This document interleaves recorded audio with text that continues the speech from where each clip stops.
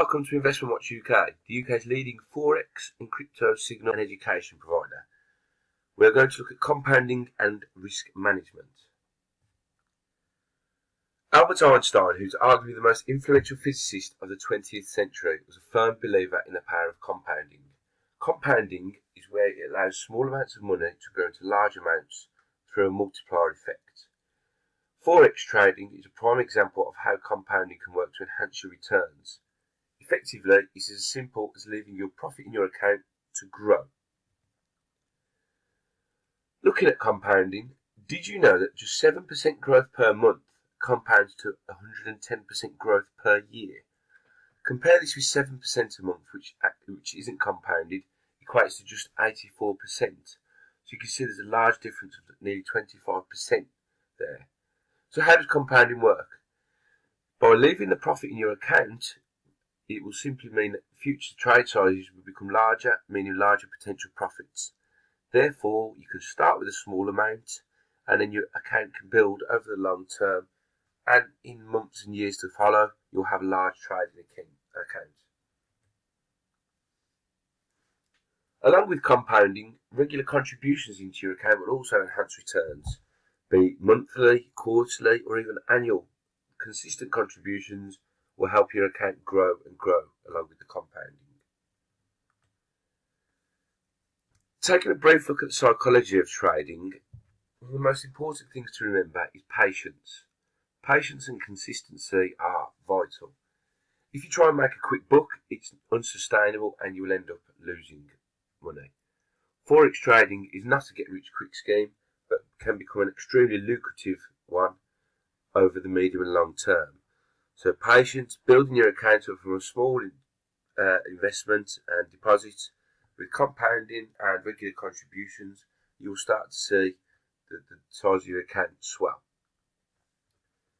By maintaining discipline and not over trading, not chasing your losses, and keeping to the same risk management levels that you've done previously, you'll find that your account starts to make great, steady and consistent profits. If you start to chase your losses and lose discipline, you'll be gambling your money effectively, and with that, you may as well go to the casino. So, looking at the risk management part of Forex trading, put it simply, would you risk your house to win a plate of biscuits? Of course not, but you definitely risk a plate of biscuits to win a house. Therefore, you have to always make sure that your potential profit is, at the absolute minimum, equal to the potential loss. A simple way to calculate this is to divide the potential profit by the potential loss. So the trade risk is the difference, your entry level, take away the stop loss, that number of pips is your trade risk. And then the reward is the difference between the entry and your take profit, your target level. Therefore, this ratio should never be below 1 to 1. The most commonly traded ratios are between 1 to 1 and 2 to 1. This means that your potential profit at 2 to 1 is double the amount you're risking as a potential loss. So if you have a £500 account, you may be risking £10. Most you can lose is £10, but the reward may be £20. So you're always going to make more than you can potentially lose.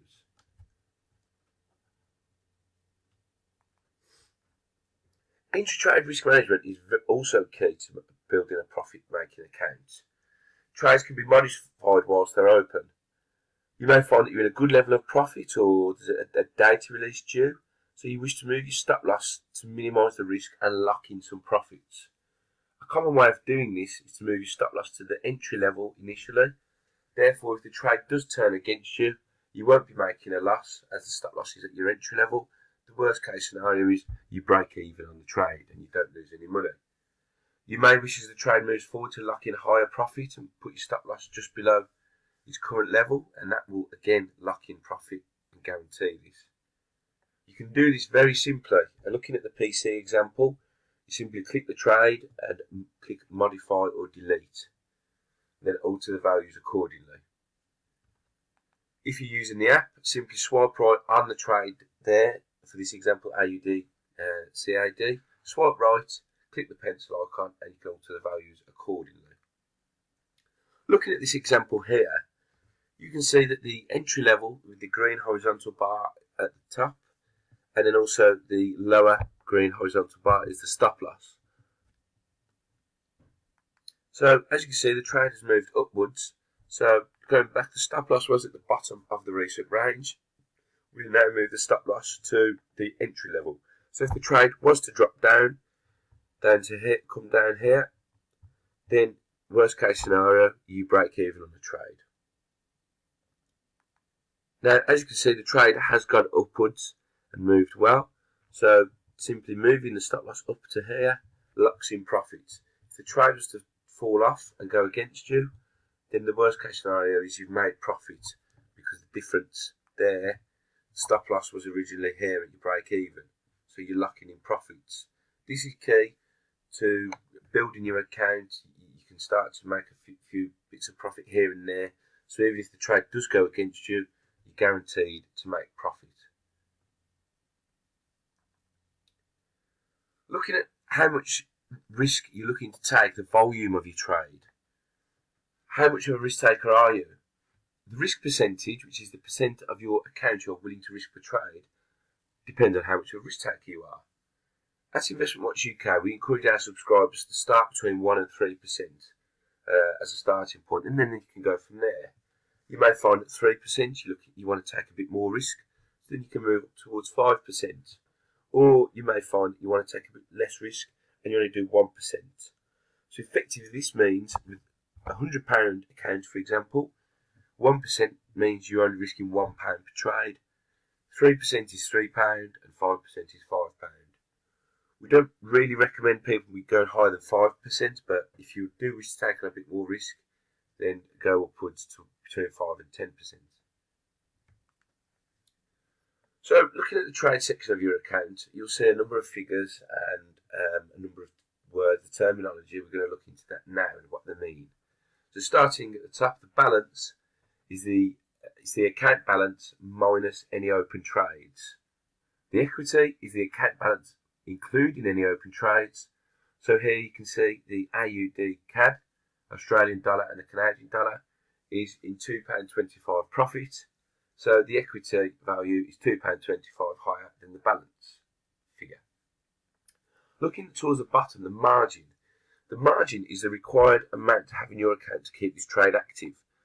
So if the trade turned against you, the account balance is £146.22. You need £11.56 in your account to keep this trade open. With the stop loss here, the SL, this means that again going back to the 1, 3 and 5%, this will not be an issue, but the margin is something that you need in your account as an absolute minimum. If the trade was to go against you and you didn't have a stop loss in, and the account fell from £146.22 to £11.56, the trade would be closed and you'd lose £135.